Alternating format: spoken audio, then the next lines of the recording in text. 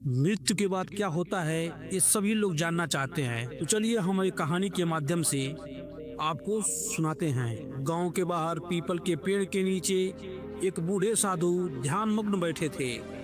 उनके पास ही एक युवक बैठा था जिनका नाम अर्जुन था। वह अपनी आंखों में जिज्ञासा लिए साधु से पूछ बैठा, गुरुदेव, मृत्यु के बाद क्या होता है? बेटा, यह एक ऐसा प्रश्न है जिसका उत्तर हर कोई जानना चाहता है, परंतु इसे जानने के लिए अनुभव आवश्यक है।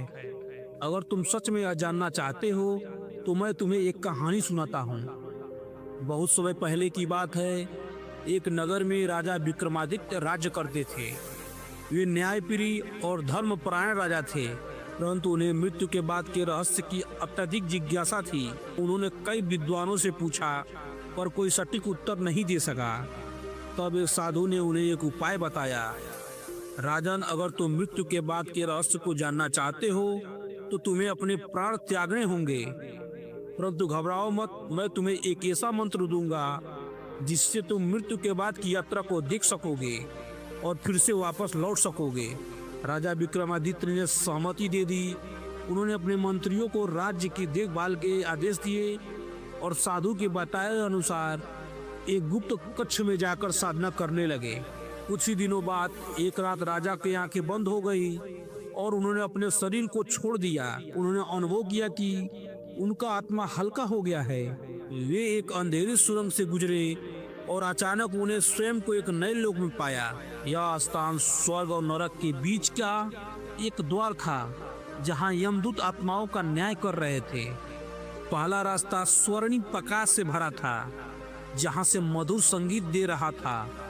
यह स्वर्ग की ओर जाने का मार्ग था। दूसरा रास्ता अंधकारमय था, जहां से लोगों की चीखें सुनाई दे रही थी। यह नरक का मार्ग था।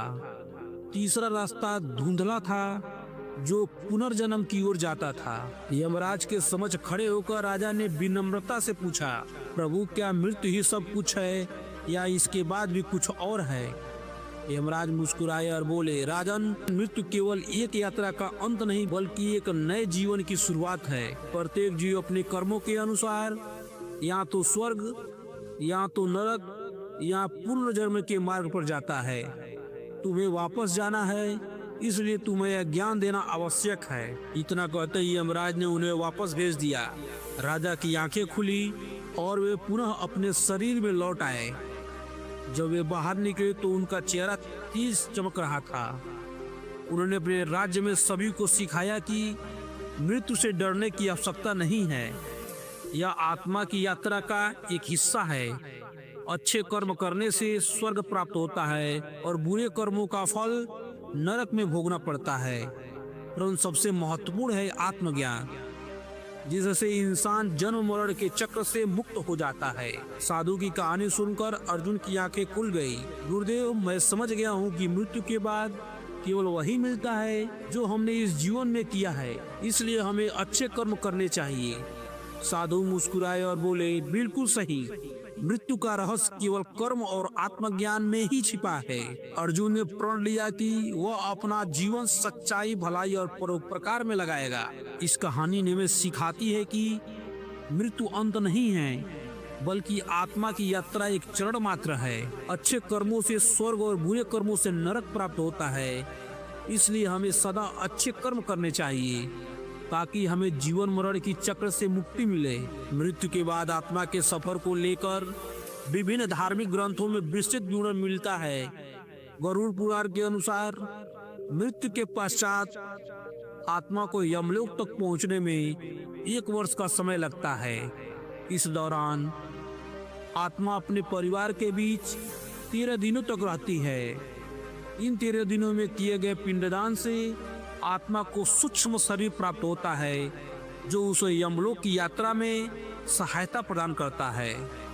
यमलोक की यात्रा के दौरान आत्मा को अपने कर्मों के आधार पर स्वर्ग या नरक में स्थान मिलता है। गरुड़ पुराण में बताया गया है कि आत्मा को यमलोक पहुंचने में 47 दिन का समय लगता है और इस अवधि में उसे अपने अच्छे कर्मों के अनुसार विभिन्न अनुभवों से गुजरना पड़ता है। इसके अतिरिक्त मृत्यु के समय व्यक्ति की सोचने समझने की क्षमता कम हो जाती है, लेकिन उसे यमराज अस्पष्ट रूप से दिखाई देने लगते हैं। जीवन और मृत्यु से सूझबूझ रहा जीव कुछ बोलना चाहता है, लेकिन उसके गले से आवाज नहीं निकलती। उसे अपने जीवन की धुंधली यादें नजर आने लगती है और फिर यमराज उसकी आत्मा को यमलोक ले जाते हैं। मृत्यु के बाद आत्मा का सफर उनके कर्मों पर निर्भर करता है।